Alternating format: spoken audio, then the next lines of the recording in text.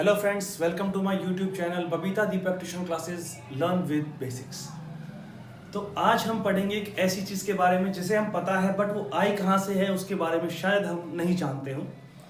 And that is F is equals to m a, force is equals to mass into acceleration. ये formula आपने सुना होगा, पढ़ा भी होगा, बट ये एक्चुअली आया कहाँ से है आज हम वो देखेंगे।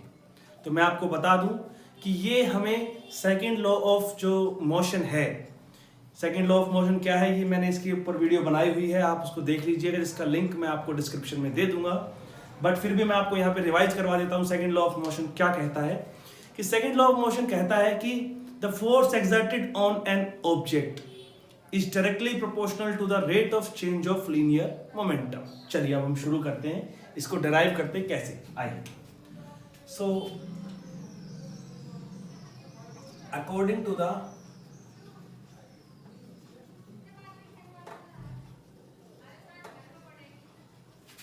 second law of motion, F is directly proportional to the dp by dt. Force is directly proportional to the rate of change of linear momentum. ये कहाँ से आया है ये मैं आपको बता चुका हूँ, इसका लिंक आपको मिल जाएगा मेरी पहली वीडियो में। ये हम पहले ही पता लगा चुके हैं। अब हमें आगे करना है और हमें फाइंड आउट क्या करना है, F is equals to m a। Okay, चलिए देखते हैं।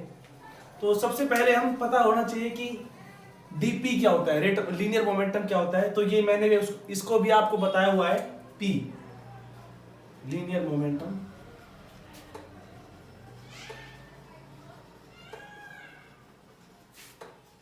p equals to m into v, mass into velocity. चलिए तो हम इसको कुछ ऐसा पुट आउट करते हैं।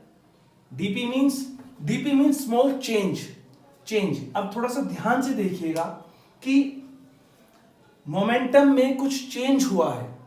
किसी भी चीज में चेंज होने का मतलब क्या है कि भाई पहले वो कुछ थी, बाद में कुछ होगी, इसका मतलब कुछ चेंज हुआ है, ऐसे कुछ हुआ होगा। फिर से देखते हैं, मैंने कहा कि चेंज इन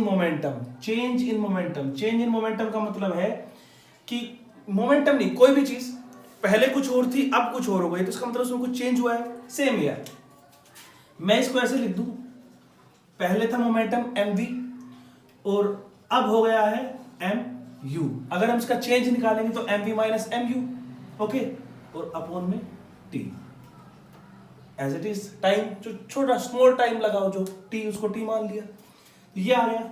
इसके बाद जैसा कि हमने देखा, here is m is common, v minus u by t, okay, and again f is directly proportional to m। अब ये देखिए v minus u by t,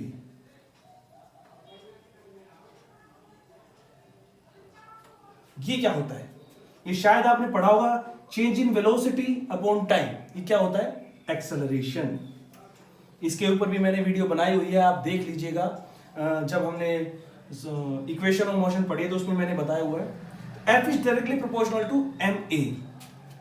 अब हम देखते हैं यहां से कि हम डायरेक्टली प्रोपोर्शनलिटी कांस्टेंट लगाते हैं, F is equals to k m a, okay, और k की वैल्यू होती है 1 फॉर SI एंड CGS।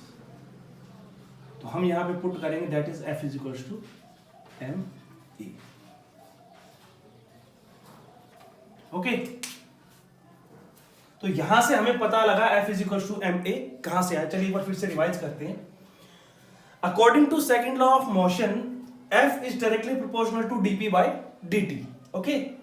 तो dp, p क्या होता है, linear momentum, mass into velocity. But हमें यहां पे चेंज चाहिए, चेंज थोड़ा बहुत जो चेंज हुआ है, तो हम ये कह देंगे कि चेंज का मतलब है पहले मोमेंटम ये था mv वेलोसिटी, u भी यहाँ पे वेलोसिटी, दोनों वेलोसिटी, लेकिन चेंज करने के लिए हमें कहा है कि भाई मास दोनों का सेम है, वेलोसिटी कुछ चेंज हो गई हो। तो यहां से हमने देखा पहले मोमेंटम ये था, बाद में ये हो गया है, और हम उसका चेंज निकालेंगे तो इसमें से इसको माइनस कर देंगे, okay, upon t। Next step में हमने m कॉमन लिया है और ये आएगा v minus u by t. m और ये देखिए v minus u by t होता है acceleration, change in velocity with respect to time. Change in velocity with respect to time. F is directly proportional to m a. अब proportionality constant को हमने हटाने के लिए यहाँ पे यूज किया है के, जिसकी वैल्यू होती है एसआई और सीजीएस में 1। तो हम यहाँ पे जैसे ही पुट करेंगे we get f is equals to m A.